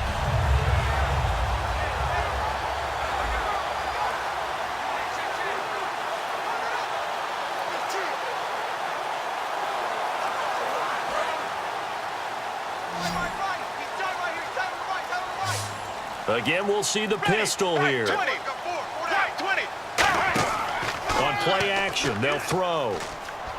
He's going to launch this thing way downfield. And unable to connect on the long pass. It falls down incomplete. Pass interference. Defense. So pass interference on the defense. Charles, this is a penalty we see all the time. The offenses know what they're doing. They know how to create great matchups. And defenders, if you're not there in time, they will throw the flag. So after that big play, let's see if they can catch their defense maybe on their heels. Ready. Left 35. They'll stick with the passing game as he looks to throw. Underneath, Ivory. And he's able to get it down to the 2-yard line. It'll be a pickup of just 2, and it'll be second and goal. I know most of the time when the ball's in the air, you're thinking wide receiver, tight end, but running backs, they can be a big part of any passing offense nowadays.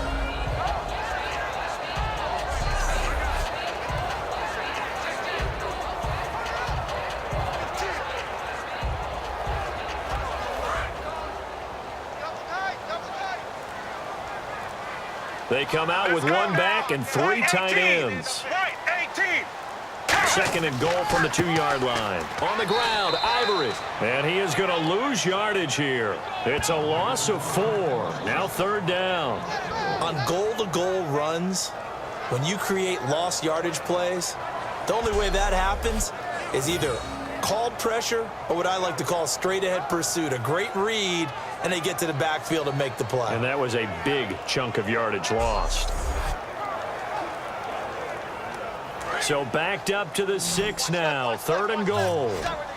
They come out 5 wide. 3 of them to the right side. They'll look to throw on 3rd and goal. And he fires one that's intercepted. A great read, and it's picked off. And a big turnover there as his guys will get the football back. Well, I don't think we'll have to look very hard to find our play of the game. That was an absolutely monstrous big play right there. Backs to the wall. The offense has it in the red zone, driving for the winning score, and he says, not on my watch. And that is one happy bunch on the sidelines.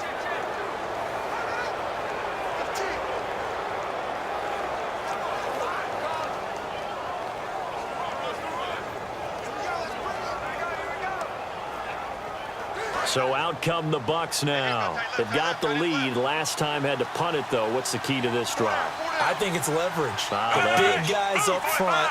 You know the motivational speech on the sideline is, guys, give us an opportunity. Protect the passer, create space for our runners, and let's go ahead and get these guys. Low man wins. Let's go do it on this drive. We'll watch that leverage on this drive. And in this situation with a lead 4th quarter, they're liking keeping the ball on the ground, I'm sure. That's just smart football, but you know the defense has to know it as well. They've got to stop them here. So now we're going to see that loading the box in a big way. 6, 7, 8, 9, whatever it's going to take, puts a little bit more pressure on your big offensive line. Play action now. Fitzpatrick. It's a short one here, complete to his tight end. And he'll be brought down right at the 30 here. It'll go as a gain of 6 that time, and it moves the chains as well. So much goes into a successful play, doesn't it? How about that play action there, freezing the defense just enough to bring the tight end free downfield for the completion. Fresh set of downs here. Tight, tight, watch left. Tight, tight, watch left. On 1st and 10, Fitzpatrick. It's complete to Dante Dye. And getting this just shy of midfield, they'll spot it at the 49. In recent years, the slot receivers really gained stature in the NFL because they could do so many things. Yes, they can line up wide like your normal wide receiver, but to have that kind of courage and toughness to run routes in the middle of the field and become dependable targets for their quarterbacks and move the sticks, those guys are worth their weight in gold.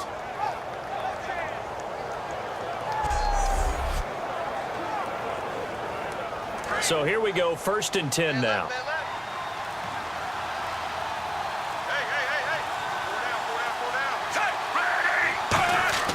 They go play action here on 1st down. Deep drop. He's just going to dump this one off to his fullback out of the backfield. Call it a gain of 5, and it'll be a 2nd down. It's interesting because when I'm watching college football and I'm evaluating guys for the draft now, my list of fullbacks, pure fullbacks, it's a very short list. I'm probably evaluating more punters and kickers now than I am fullbacks, but it doesn't matter what you call the position, it's who you put there, and there we saw completion.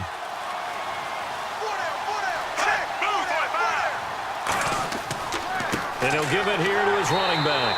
Try to find a lane, but instead he'll get back to the line of scrimmage and no more.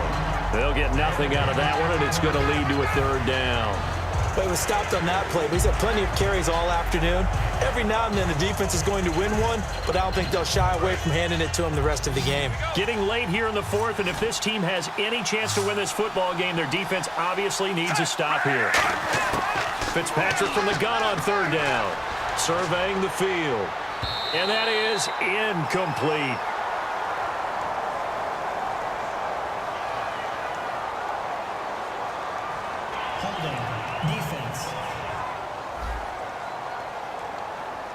That's one of those ones that is so hard to judge, but defensive holding there, that's what the referee saw.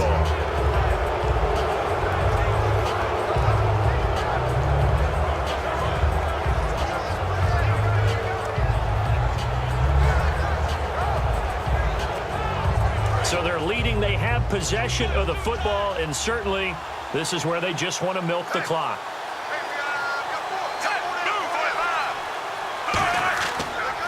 Going to give this time to the tailback. And he's going to get this inside the 30. Give him 13 on the pickup there. And it'll give the Bucs a first down.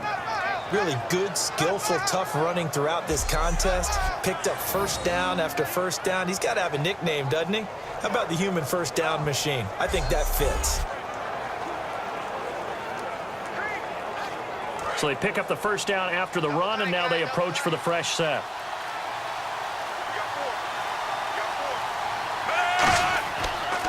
And on the ground they go with the running back. And he's going to be hemmed in and brought down right at the line of scrimmage. Time for a break. We'll come back, see what transpires after this.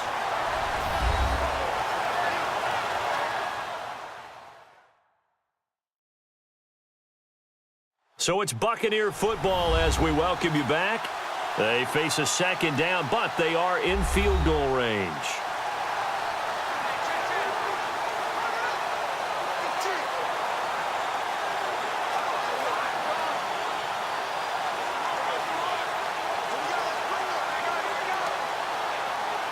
A little bit of ground to make up for the offense as they face a 2nd and 11.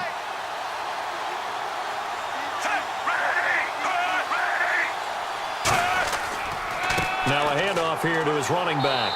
And now the Jags defense deciding to call a timeout. It's just their first. They've got 2 more to use here in the final stages.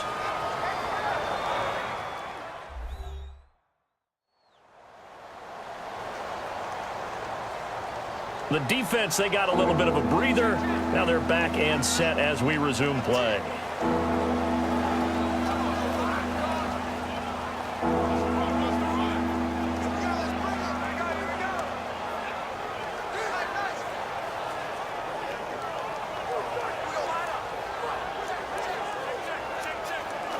Eighth play of the drive forthcoming, and they need 8 yards on 3rd down. They come out here in the eye. 3rd down, it's Doug Martin.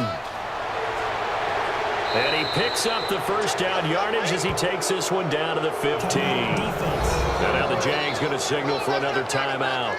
That'll leave them with just 1 remaining in this 4th quarter of play.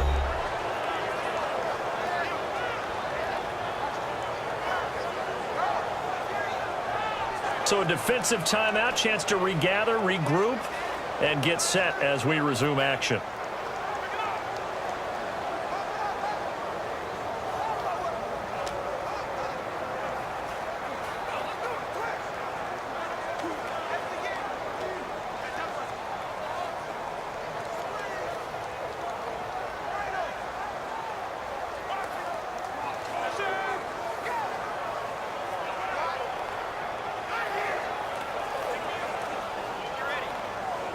So the run moves the chains, and here we go on first down.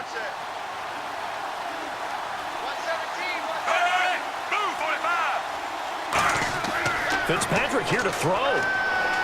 Looking for someone to throw to. He hits Rodgers in the flat.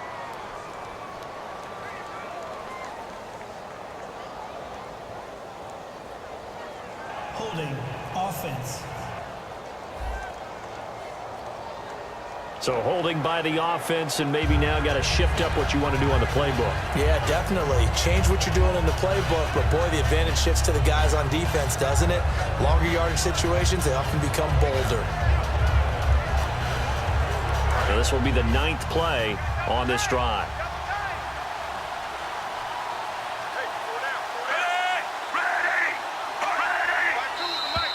And now whistles and a flag, and I think we got to jump here. Neutral zone infraction, defense.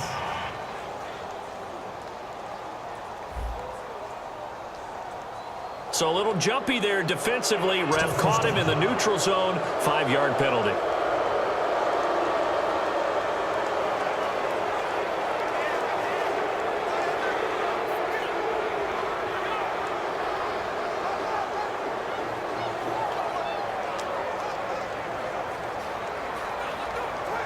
Here we go on 1st and 15.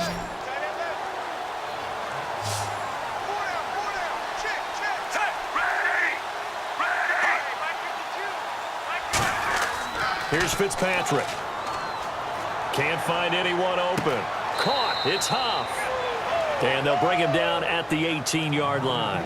And play is stopped here. Timeout. It's the defense calling the timeout here. That'll be their 3rd and final stoppage here as we step aside. All right, so the timeout over and all 11 men back out onto the field for the defense.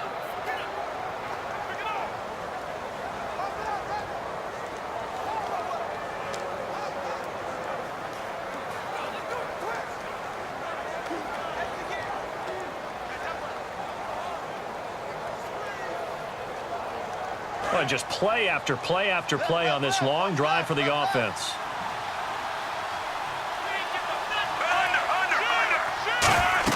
They'll run it now out of the gun. And he's able to work it here to the 8-yard line. It'll be a gain of 11, and that's going to lead to a 3rd down. Boy, where would these guys be without his performance on the ground? That puts him over 100 yards now for the afternoon, and I tell you, he seems to be getting stronger as the day goes along.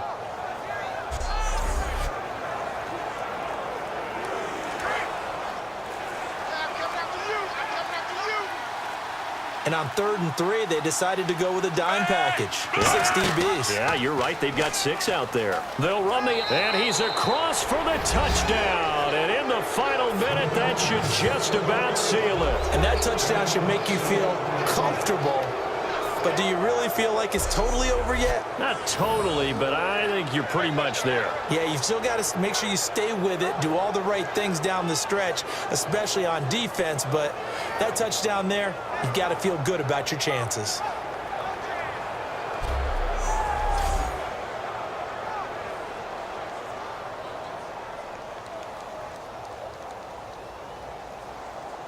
Out comes the kicking team here for the extra point. And his guys will take a 10-point lead. So that drive, 12 plays in length. And it ends with a touchdown for the Bucs.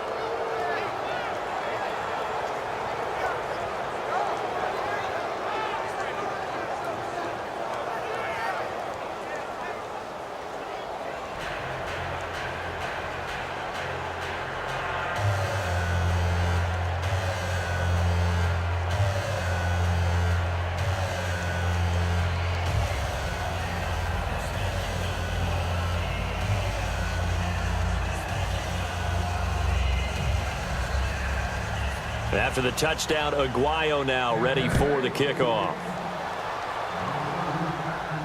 This will be taken to the back of the end zone. And in hindsight, probably should have stayed where he was, as he'll only get back to the 16-yard line.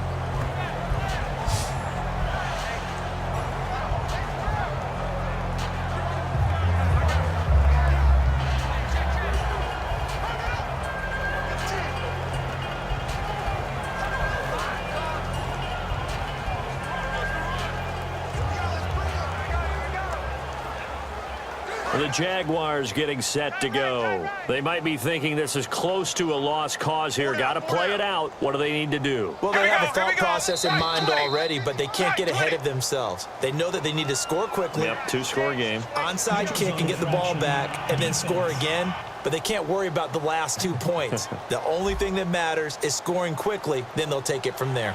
And a neutral zone infraction on the defense. The defense thought they had the timing count on the quarterback's cadence, but they jumped too soon.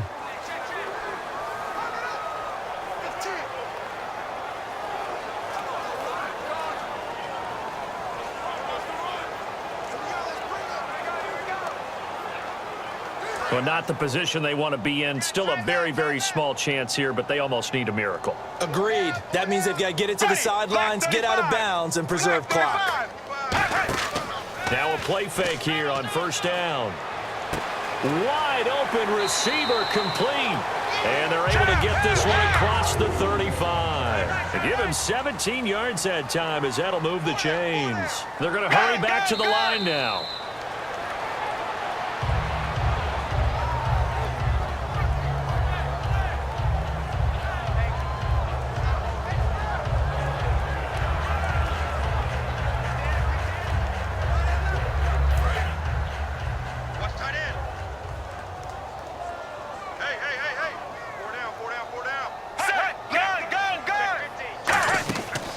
play action. They'll throw. Got a man over the middle, and it's complete. They're calling a gain of 19, and it moves the chains. And they're going to hurry back to the line now. And down to just 21 seconds now as he spikes it to stop the clock.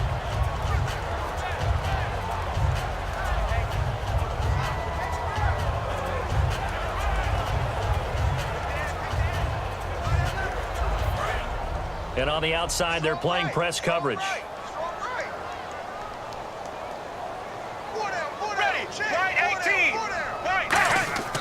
Now Henning. He's got time.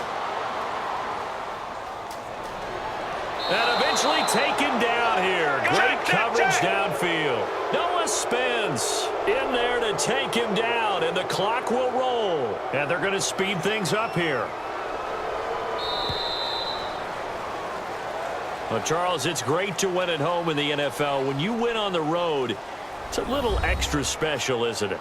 It is, because, let's face it, in most cases, you're not expected to go on the road and win in the National Football League. It just doesn't usually compute. So to get out there, get that done, and then head back to your city with one in the victory column, oh, that's a fantastic feeling.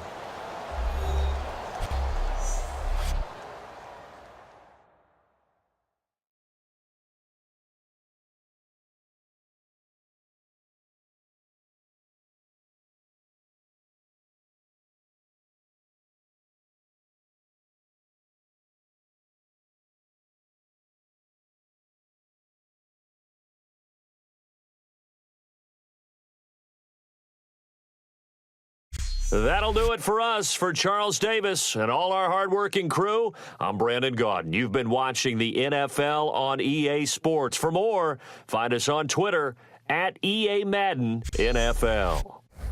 With that, we sign off from Jacksonville.